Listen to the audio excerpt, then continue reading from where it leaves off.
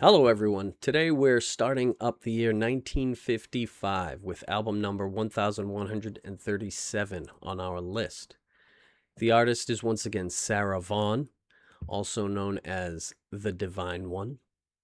The title of the album is Sarah Vaughan with Clifford Brown. We've seen him twice before so far on this list. Once on his own album with Max Roach, and once being featured on the album with J.J. Johnson. So he's a little more prolific than I had been aware of. I had never even heard of Clifford Brown. The label that released this album is MRC Records. That's one word, EMARCY Records.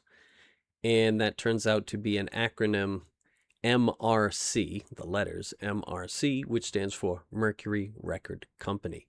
So this was their jazz label within Mercury Records. This album was recorded in December of 1954, but released early in 1955. So here's the album cover. Very nice. Again, these sort of candid in-studio shots. To me, she looks like Michelle Obama. Maybe she doesn't. I haven't seen other pictures, but here at least, I think she looks like Michelle Obama. This album has an incredible opening track called Lullaby in Birdland, which was named after a location, a venue that may have been named from Charlie Bird Parker. I'm not sure. This song has a lot more scatting and jazz flute in it. It certainly does. But the scatting is good. The jazz flute is good. I'm glad I found Sarah Vaughan because she makes scatting reasonable. If you've seen the fourth installment of the Naked Gun series, which released, I think, in 2026, Pamela Anderson does some jazz scatting, making it look ridiculous. You know, it's very easy to make fun of. It's also made fun of in the movie Anchorman, starring Will Ferrell. He plays jazz flute, which appears, both of those appear in this song, Lullaby in Birdland, but it's a great song. It was written in 1952, so it wasn't written for this album. It was written a few years prior.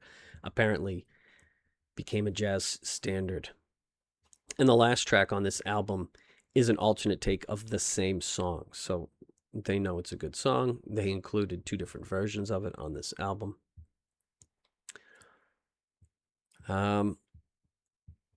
Sarah Vaughan, you know, she was a pianist, just like Dinah Washington was. So it makes me wonder why that's the case. I mean, none of these male singers we've seen, they've all played instruments, but, you know, as far as I know, Frank Sinatra didn't play the piano or anything like that.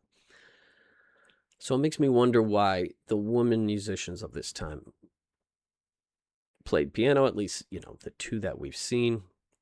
I mean, piano does make sense because it allows you to practice your singing in silence as long as you have a piano. You know, you could, and this was before, you know, I don't know, acoustic guitars were all around the place like they have been in my lifetime, right? So maybe having a piano allowed you to practice on your own instead of just singing in silence. But again, both this Sarah Vaughan and Dinah Washington I really appreciate. And I even hear Sarah's influence on the Squirrel Nut Zippers album I mentioned. I hear Dinah. I also hear Sarah. So I'm glad I found both of these artists.